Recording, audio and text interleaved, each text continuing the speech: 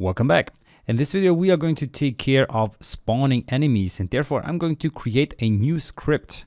I'm going to call the script GameManager because, well, it's going to be the game manager that is going to take care of spawning, because the game manager should also take care of which round we're at and how many enemies we have currently and stuff like that. So you see here, game manager, you get this tool wheel as we have seen before whenever we created the game manager. So let's go ahead and create a game manager object here as well straight away.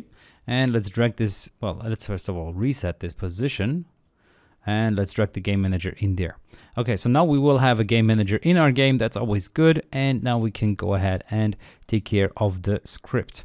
So the first thing that I would like to know is how many enemies do I have in my game that are live, and then which round am I at. So I'm going to create these two integers that we can then adjust and also see in Unity straight away.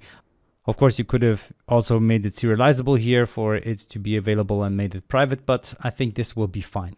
So now inside of the update method, what I'm going to check is if we have enemies that are alive or not. And if we don't have any enemies alive, which means we are at 0, we're going to increase the round.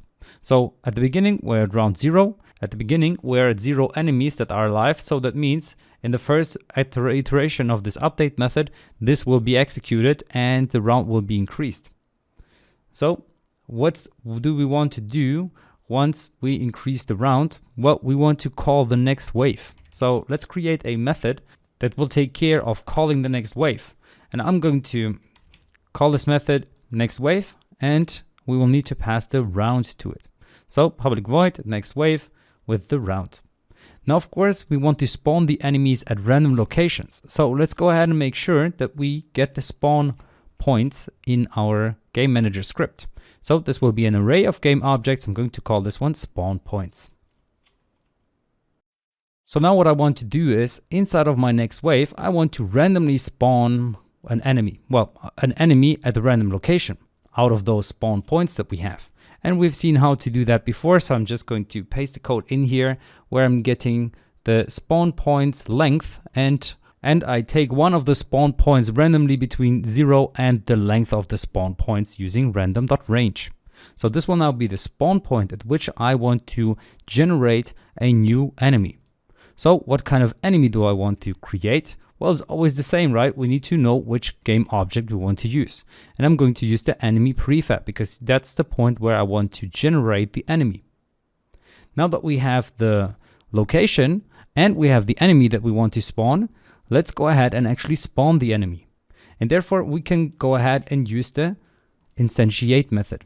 So this will now instantiate an enemy prefab at the spawn point position with the quaternion identity, which means with no rotation.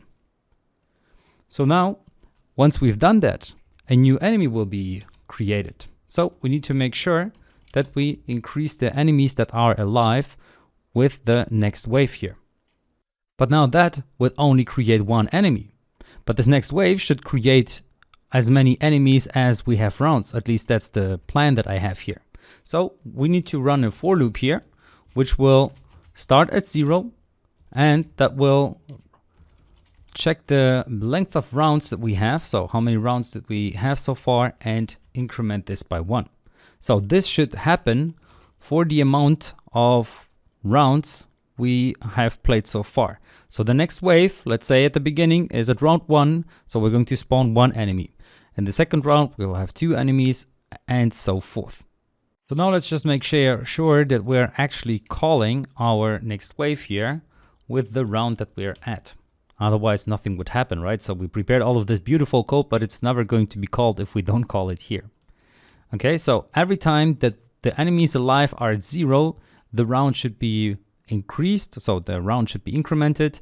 And then we call the next wave, which will have more enemies. Okay. So let's go back to Unity and let's make sure that our game manager gets all the details that it needs. Because if we look at it, it needs to know the spawn points and it needs to know the enemy prefab. So what I'm going to do is I'm going to go over to my zombies. Let me check my zombie here. Let's apply all changes, really making sure that the zombie is going to be correct. So let's delete this zombie because we have it as prefab. It's really important. Or actually what we can do is we can even go to our assets. We could even create a new prefab here. So prefabs folder. And I'm going to drag the zombie in here because I want to use the original prefab here as the zombie in my prefabs folder.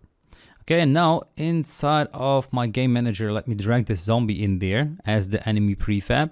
And now let's make sure that we have our 5 spawn points. So what I'm going to do is I'm going to drag the spawners here. Well, I can also do it writing spawner here. So spawner 1, spawner 2, spawner 3, and then finally spawner 4. So now we have all of the spawner locations, and now our enemies can spawn randomly.